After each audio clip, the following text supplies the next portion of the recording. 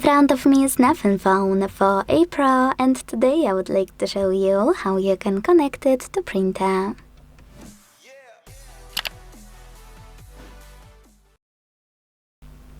First of all, you need to open Settings and then choose Connected Devices available here.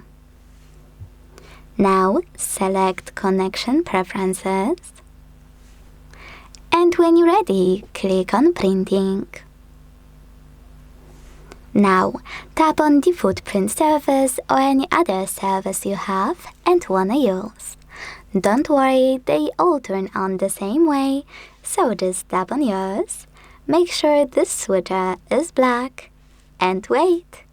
Your device is now looking for a printer, and when it finds one, it will connect to it.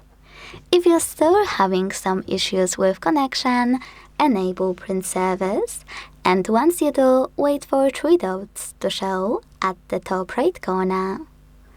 Click on them, click on Add Printer, and firstly try to use this switcher next to Wi-Fi Direct Printing. Hit Allow.